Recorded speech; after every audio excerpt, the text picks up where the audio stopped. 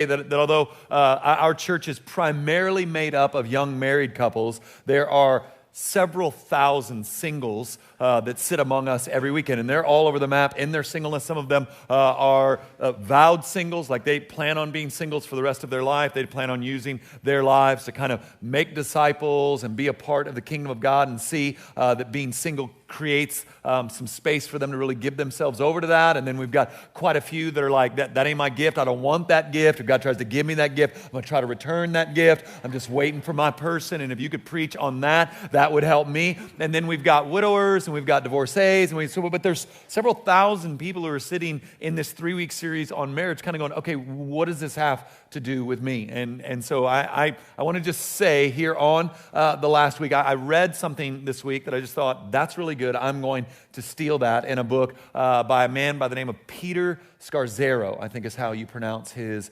last name. And what he said is that as we've been talking, that marriage is a picture of Christ's redemption of the church, of his bride, so that marriage is a picture of God's pursuit of the church and ransom of his people, that we are called as the church the bride of Christ. I know some of you brothers don't like that language, but your wives and daughters have to deal with being called sons of God throughout the scriptures. So like I say, there's enough in the book to offend all of us, right? And so we are the bride of Christ. And so one of the things that Scarzero said in his book was that marriage is a picture of the depth of God's love.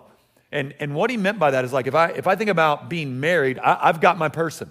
And now that I have my person, that limits the breadth of my love, because the depth of my love is one-on-one. So Lauren is my person. I don't have other people. I got Lauren.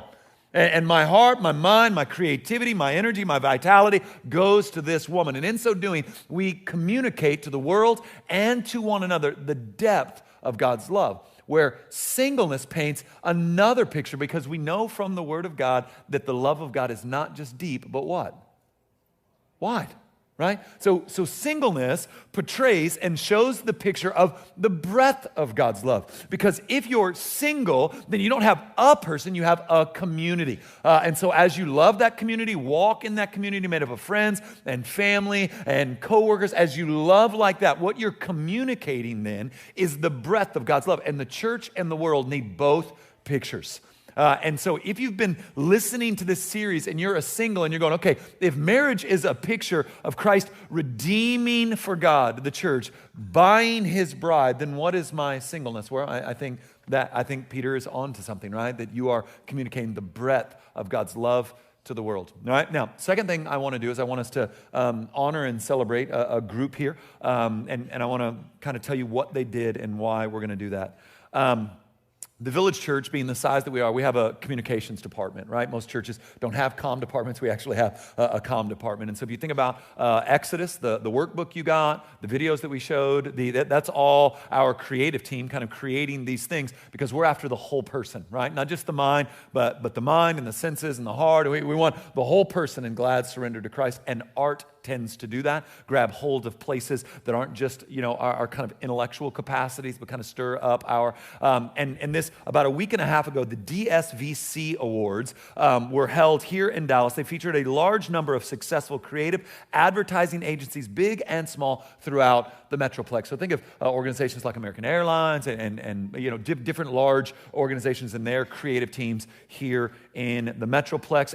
And so the only church represented at the DSVC was the Village. And one of the things I love about them is they don't give out participation trophies. Right? And so I see you giggling, so I appreciate that you're with me on participate. Hey, you didn't win a game this year, but you know what? Let's celebrate that. Here, hang this in your wall. It's just a remembrance of your defeat, right? And so what I mean by that, by participation trophies, is on their gold awards, they will not give out a gold award if there's no a gold award winning worthy, right, participant. So they'll be just like, and the winner of the judge's choice this year is no one. Thanks for coming. Good night. So like they're really serious about the art of it all and the energy around those things. And when Kent Rabelais became the executive director of our communication team, here's the standard he set: excellent art, the excellent art appreciated by those at the highest level. So that's the bar, and that's a really high bar for a church to go. We're going to create things that the world goes, that's really good stuff. So we were invited to this awards ceremony, and here's what happened. The village took home 3 awards, 1 bronze for the Exodus handout, 1 gold for the entire Exodus campaign, which is a very collaborative effort. And then lastly, we took home the gold for the Judge's Choice Award for the entire Exodus campaign. So, and then I want to say this, because this is, I get really, yeah, go ahead.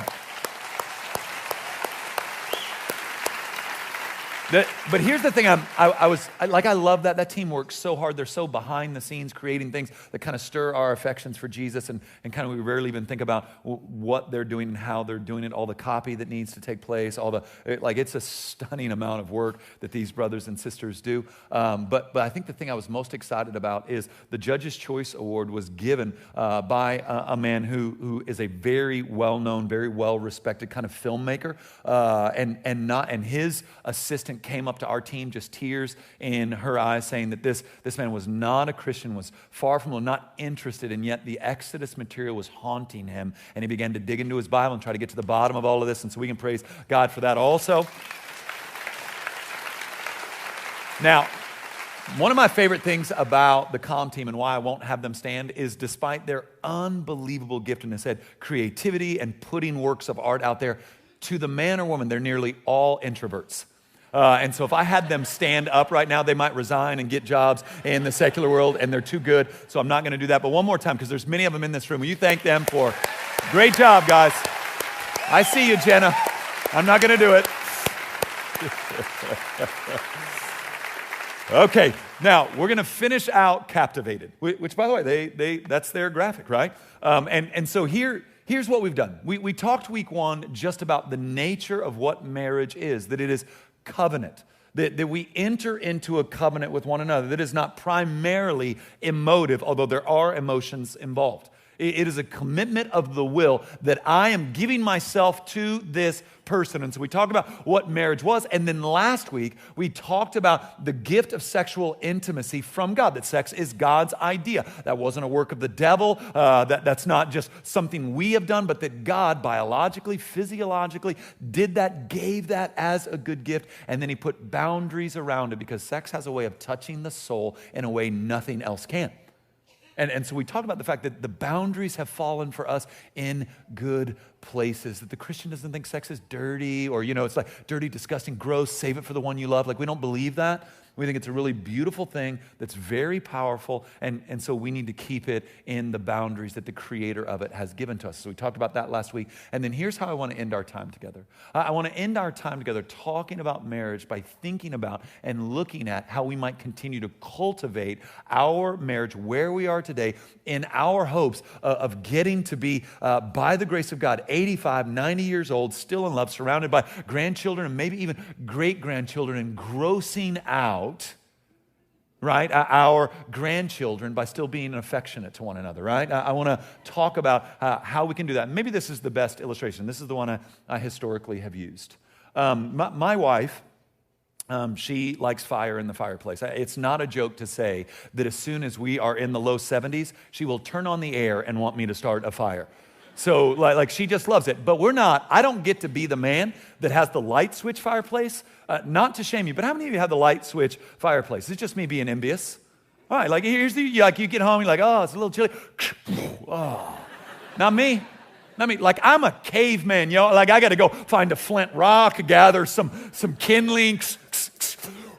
I look like Tom Hanks on that movie In the Island trying to start fire. And then you've got to make sure it gets enough air, and then you've got to tend to it. You can't just leave it alone, which means about every 30 minutes, I got to go back out into the cold and grab more lumber and bring it in and put it in. And you've got to keep adding logs to the fire or the fire goes out.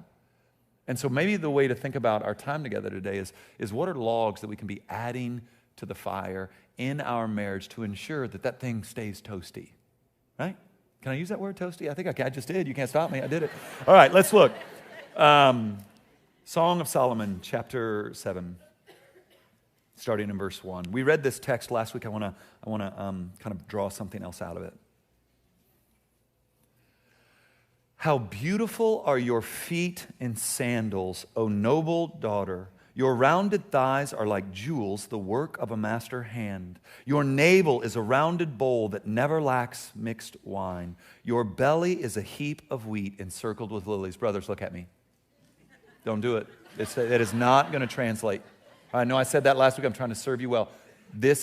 I have yet to meet the woman in 2017 that even if you add that encircled by lilies is going to appreciate you saying that her belly is like a heap of wheat. Just trust me on this. There's some other things in this poem that you can use. Leave that one alone. Your two breasts are like two fawns, twins of a gazelle. Now here's what's happening. I want to draw your attention to this in this text. This is the fourth time in the Song of Solomon that he's addressing his wife, and every other time he starts at the top of her head and ends at her feet. And now, 20-something years into marriage, he's starting with the bottom of her feet and working his way up. Now, what's happened here is after 20-something years, his perspective of her has changed. And so the first log that you need to throw on the fire of your marriage is the log of paying attention to your spouse.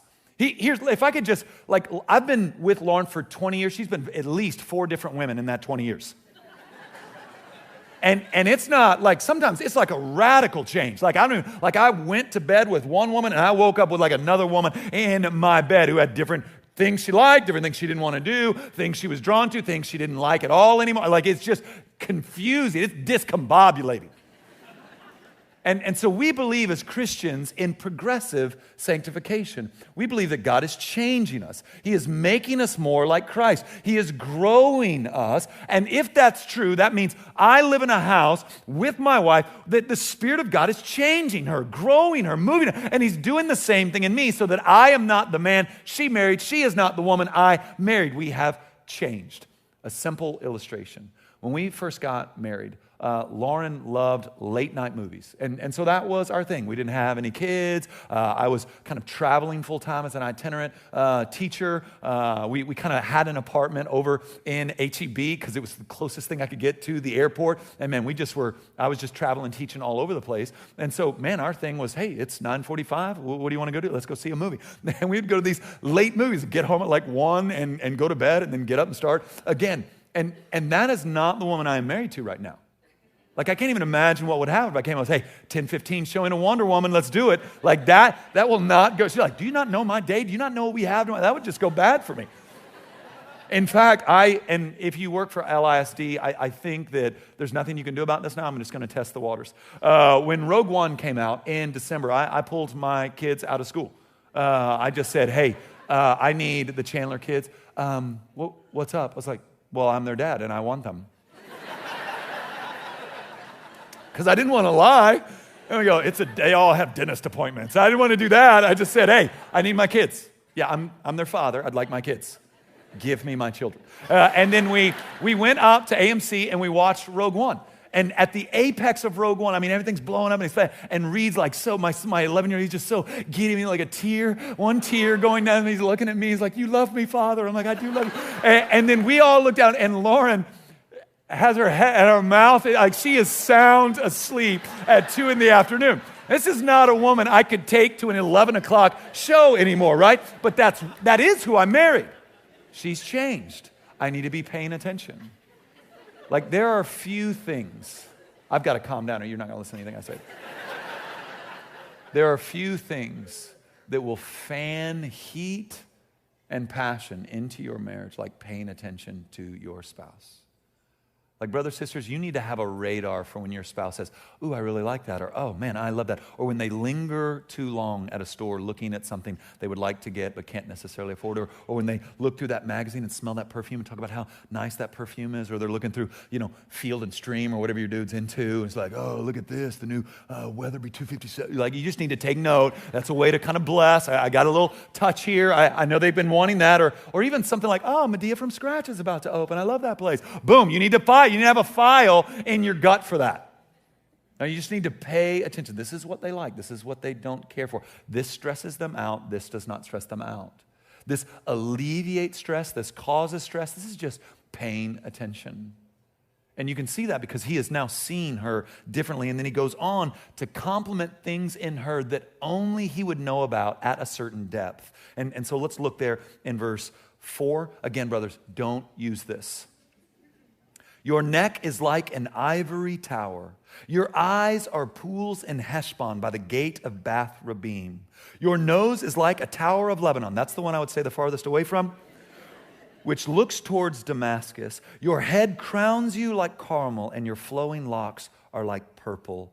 A king is held captive in your tresses. Now let me explain what's happening in this part of the poem. He is now complimenting things that he has a unique perspective on. And so each of these lines is actually tied to a different kind of attribute. And so your neck is like an ivory tower, speaking to her dignity, right? She is upright. His bride is dignified. Your eyes are pools in Heshbon by the gate of Beth Rabim. That's about her depth. She has grown in depth. The nose is like a tower of Lebanon, speaks to her strength. And her head crowns you like Carmel, and your flowing locks are like pearl, speaks to the authority by which she walks. Now, here's the unique privilege of a spouse. What we know from earlier in the song is that when they met and started dating, she was extremely insecure. In fact, at some point saying, don't look at me for I am swarthy, right? I'm not attractive. Don't look at me. Stop looking at me, right? And now what's happened? She's dignified. She's strong. She has depth. He's held captive by the authority in which she walks. The unique perspective that's his and his alone is to watch his spouse grow in dignity, grow. So like if you were to meet my wife and think to yourself, that's a very dignified woman, or she walks in a lot of authority. That would be yours to see and claim. But since we got married when she was 19, then what I got to watch is a woman who, when we first got married, hardly would open her mouth and say anything, right? Around in meetings, around kind of people with personalities, we'll just say it that way. She would just be quiet, and she's so brilliant that on the way home, oftentimes I'd be like, baby, why don't you say anything tonight? She's like, oh, I don't want to look dumb. I'm like, around that guy? Like, trust me. You're going to look more brilliant in contrast to him. You need to just believe in your heart. And now, to see her now, what is mine to have that you don't get is who she was at 19 versus who she is now. That's mine.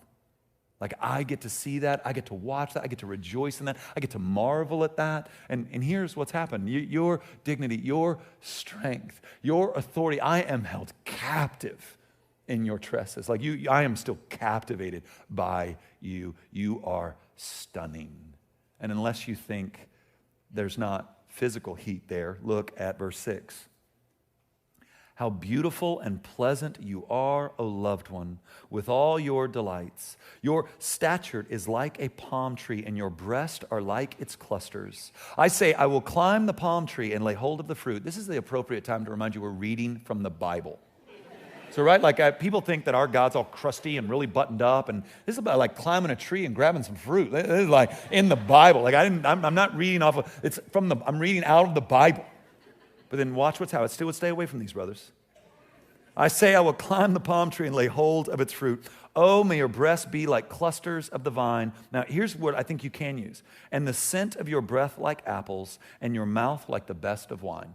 So I'd say keep away from, I'm going to climb that tree, grab hold of the fruit. And I would go more with, hey, your breath, your mouth is like the sweetest of wine. What? He has paid attention. And he knows how to woo, he knows how to romance, he knows how to love, he knows how to speak to her inner beauty and not just her outer beauty. And as I pointed out last week, look at how her dignity, her strength, her growth, his growth has actually turned into a type of aphrodisiac. In a day and age in which physicality becomes the king or queen of attraction, what we see here, 20-something years into marriage, is the depth of soul becomes a fiery aphrodisiac. So this is something that needs to be cultivated. This is something that needs to be paid attention to. You want that marriage, your marriage, you want to throw a log on, be paying attention, right? Here's the second thing I think you see here is her response. Look there at her response. It goes down smoothly for my beloved, gliding over lips and teeth. I am my beloved's, and his desire is for me. I love her response because she, like, here he is. I mean, he's got some game. I respect this brother. I mean, he's like dignity, soul, and climbing the tree, and your breath's like some apples, and you know how I love wine, and your lips taste like that wine, right? I mean, he's got some game. I respect this man. And then what's her response back? Oh, I like what you're saying. It goes down smoothly. Say some more to me. I love this. Right? What she's being flirty back. Now, here's what I think what the second log is here.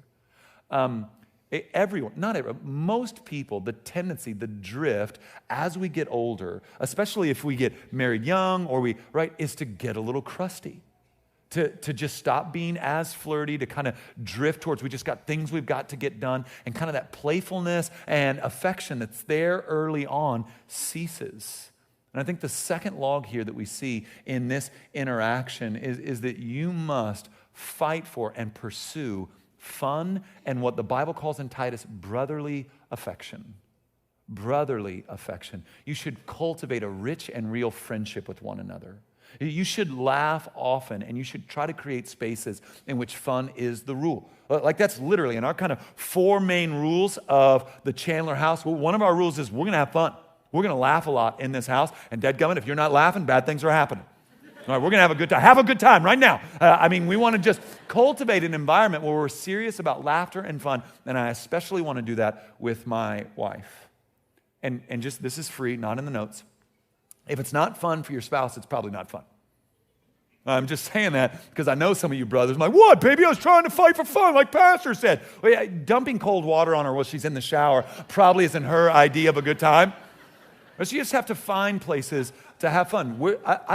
You've got to find this, because it doesn't mean that since your man's into hunting, you're going hunting, right? And it doesn't mean because she's into whatever, you're going to go do that. That's not what it means. It means you need to find these spaces where you can laugh and have fun. So we want to fight for that. I'm always trying to think of just small, easy ways to let Lauren know I'm thinking about her. So she's singing this weekend, and so every time she sings, I will get her phone and I will take a picture of myself and I will just reset all of her stuff with my picture on it. And I know some of you right now touch my phone, see what happens. But for what Lauren has not told me to stop that, so I'm just going to keep doing it. It's just this little, I'm thinking of you. It's just this little, I love you. It's just this little, hey, I want to play. I'm playing. Now, when she finally says, quit doing that to my phone, then I'll figure out something else. But it's just a simple, easy way to go. I'm thinking about you. I want you to know that I am thinking about you, and I love it when you sing. So we got to fight for fun. Oftentimes we'll incorporate the kids in this. Like one of my favorites is just, you just put a little bucket of water balloons out with the weakest, saddest water guns you can, because you and your spouse have the good ones in the backyard. And you just put a big note on it saying, Mom and Dad are out back, come get us. And then you got like hoses and like a water cannon, and they got, and then you just have a blast. And what is this? Listen, this is godliness. Laughter is a really good gift from the Lord. We're not to be crusty people. We've been bought with the blood of Christ, been reconciled to our Creator. Who should laugh like we laugh? Who should enjoy like we get to enjoy? We're free. We're free. Fight for fun. And then look at where it goes next. Come, my beloved, let us go out into the fields and lodge in the villages. Let us go out early to the vineyards and see whether the vines have budded, whether the grape blossoms have opened, and the pomegranates are in bloom. There I will give you my love. The mandrakes give forth fragrance, and beside our doors are all choice fruits, new as well as old, which I have laid up for you, O my beloved. So I think there are 3 things here that I want to point out. I'll start by telling you the story of Dudley Callison. Right after I became a Christian, there was a man that did a lot of work with students in my area. His name was Dudley Callison. And one night, there was probably about 20 of us, and Dudley was telling the story of how he got engaged, and here's his story. By the way, if you're single, I'm about to take something from you.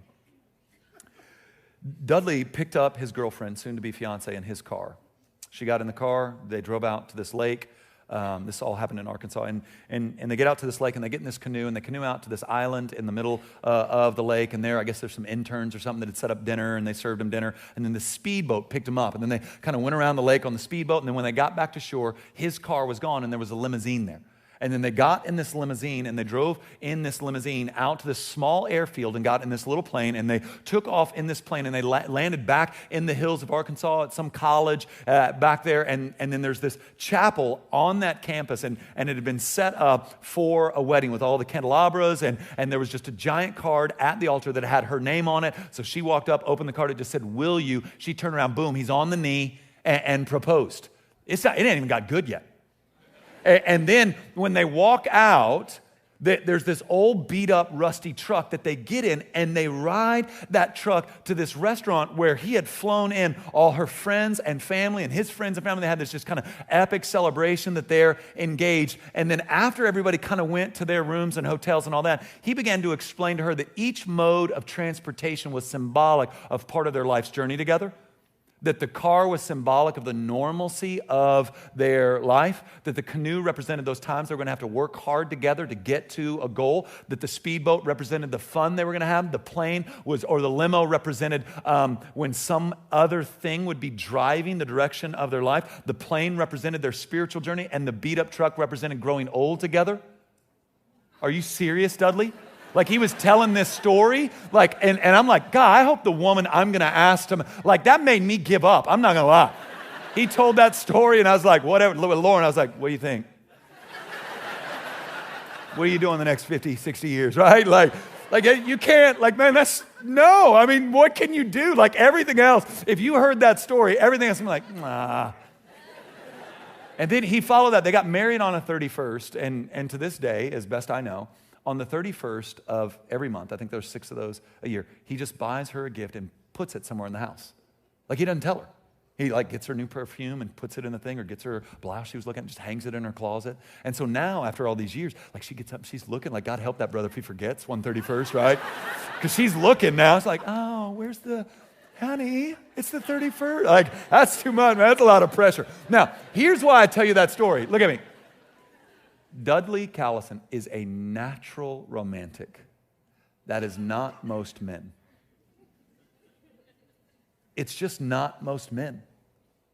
And all weekend long, I've seen 2 reactions to that. I've seen, well, I was, kind of like, that's true. Nope. That's right. Say it again. Yeah, most men are not naturally romantic, but that's okay. All right? Now, here's what I think is happening. One of the things you're seeing here is the king of Israel and the queen. They are being disciplined in romance. So the other log that we need to throw on the fire is there needs to be some discipline about creating a sense of romance between us and our spouse. So back to you husbands who might not naturally be romantic. See, God has given you something in common grace that the thousands of years of men before you did not have. Google. Romantic creative date, $1 search. 400,000 ideas in 0.03 seconds. And maybe you're rolling right now. Maybe it's $, boom, right? I don't know. I don't know where you are. I don't know your tax bracket. Maybe you got like $4. I don't know. I don't know you, man. I don't know what you're hitting in there. I don't think you can do a $half sign, but you'll find some ideas in there. Right? Maybe a cents sign in there to see what comes up. And then all you do, brothers, sisters, is then plan it. Put it on the calendar, prepare it. And you might be saying, I don't think my spouse needs that. Well, you might be right. Your spouse might not need that, but I'm guessing they're not going to hate it. Right? I'm guessing. I don't know where your marriage is right now. I'm guessing your spouse won't hate you being thoughtful about pursuing and cultivating romance between the 2 of you. So we're paying attention. We're fighting for fun, building up affection. And then what we see here is they're going to get away. They're going to break up the monotony. They're going to get out of the Monday through Sunday rhythms that make us forget and keep us from seeing the person. Like here's what I'm constantly trying to remind myself of. I love my children. I've got a 14-year-old daughter who just has my heart. My 11-year-old boy, he and I are more and more and more together, just spending chunks of time. In fact, for the first time ever on Saturday morning, he kind of joined me. We worked out together. It's the first time that's ever happened. I've been wanting that to happen since he was like 3, and he's finally there where he hopped in with us, and it was a blast, right? Now I just need to make sure he doesn't pass me, right? I got to keep that bluff in as long as I can. And then I don't know that I've ever met a happier soul than my 8-year-old daughter, Nora. I mean, she just bubbles with life. It's really hard for her to be upset about much of anything. But here's the thing. All 3 of them are going to get out of my house. They're going to get older, they're going to get their stuff, and they're going to get out. And I'll lament every one of those.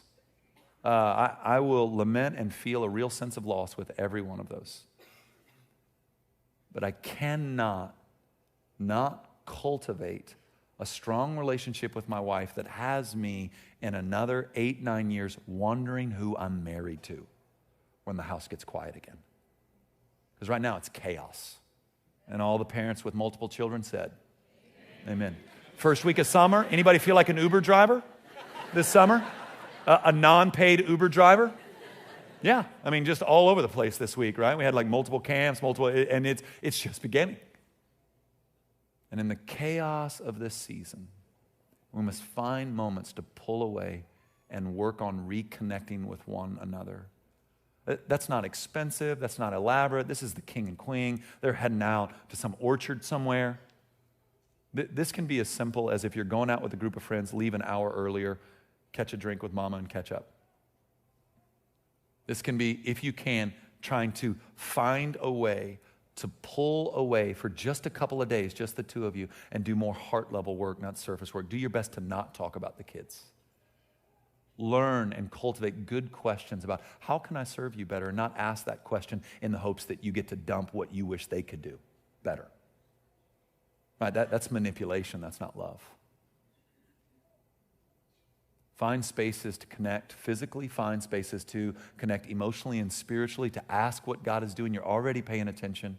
Find those spaces to withdraw and connect at a deeper level. And then lastly, I think you see here, they guard against laziness. One of the things you saw earlier in the book, again, if we had time to walk through the whole book, which we certainly don't, if we could have covered earlier, is one of the ways that she praised Solomon on their wedding day was that he had not been passive, but that he had pursued and that he had tried to cultivate and that he had been really active in kind of building this relationship on a really firm foundation. And what you see here is yet again the two of them guarding against laziness, guarding against putting it on cruise control, but rather trying to continue to mine and get all that they can out of this good gift of God's grace in the spouse. And so it becomes easy after an extended period of time to just go, I got my person, it's cool.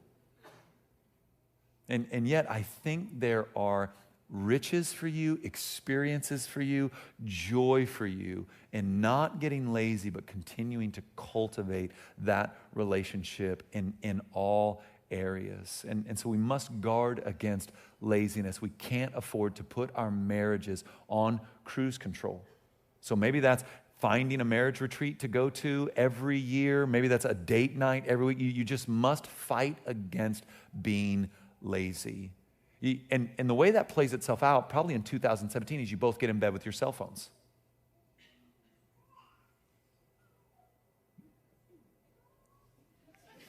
Just like I could feel how awkward the room got. Sorry. You know, so, I mean, here's the picture. Let's talk about it. Love of your life. Started out hot. That's why you got married. Like Noah said, yeah, you'll do. Will you marry me? Like, no, I've never met the person that's their story, right? Got to marry someone. Kind of like you 80% of the time, we should do this, right? You go, and there's some heat there. Like, man, you're like, I like this person. Gosh, I like them a lot. Let's get married. Right? There's some heat there. And then over a period of time, it ends up with you two in the same bed together, both of you looking at your phone. There's a living person next to you who you can connect with in all sorts of awesome and intimate ways. I'm not even just talking about sex, just conversation. What are you doing? Scrolling whatever you're scrolling. Looking at old restored World War II photos as you went into the rabbit hole, and you have no idea how long you've been in there. You're like stalking some dude from high school that you used to play baseball with, and your wife is next to you, looking at Joanne Gaines' feed. You choose for you. You should probably not take your phones into the bedroom. Now, here's the thing. That's not the Bible. I don't have a verse. Nor am I trying to lord anything on you other than just to encourage you to think about how to build up intimacy between you and your spouse. It's hard to compete with the phone. And if the phone's there, so we'll just take it out of the equation. And then it's going to be awkward, for a little bit. Hey, how was your day? Good? Okay. You'll have to push through that. You'll have to fight through it. Don't be lazy here. There's greater joy to be experienced, greater intimacy to be walked in, to be more fully known than you currently are. But don't believe the romantic comedies you watch. That doesn't come without some work and without some discipline. Don't be lazy. Now here's how I want to end. In the Keller quote, here's what he said.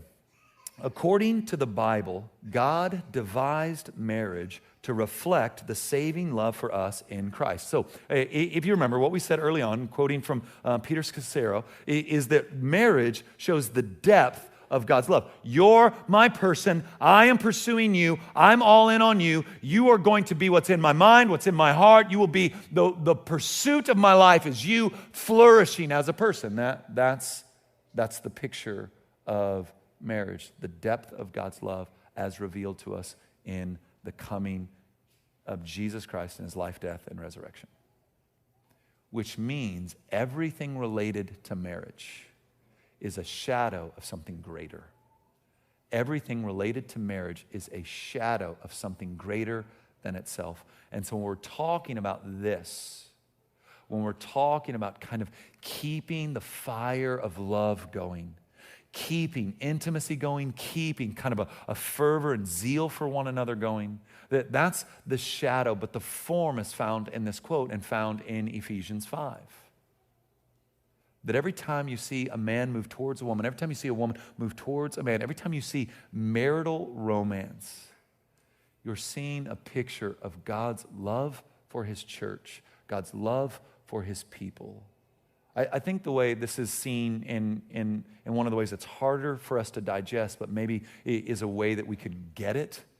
In the Old Testament, oftentimes when the people of Israel didn't have ears to hear, like it didn't matter if a prophet came and said, here's what God says, here's what God says, they just couldn't hear. God oftentimes would have the prophets do what's called prophetic acts. Because the people wouldn't listen, they would then act out something that the people could see that was discombobulating for them. And so one of the greater ones one of the most well-known of these is found in the book of Hosea. And so God comes to Hosea and says, my people are adulterous. They have left me for other gods. They cannot hear. Therefore, I want you to marry Gomer. And he flooded Hosea's heart for Gomer with the love that he had for the people of Israel. So Hosea's heart is flooded with this unwavering love for Gomer. Now, the issue, the prophetic act, is that Gomer was a prostitute. And so Hosea buys her out of prostitution, brings her into his home, establishes safety, provision, care, a space where she is not viewed as a commodity to be consumed, but as a soul to be cherished. And she flees it and runs back to prostitution. Hosea's heart breaks, and he goes and he buys her back. Brings her back into that safety, back into that provision, back into that care, back into being valued as a person and not a commodity to be consumed. And she runs again.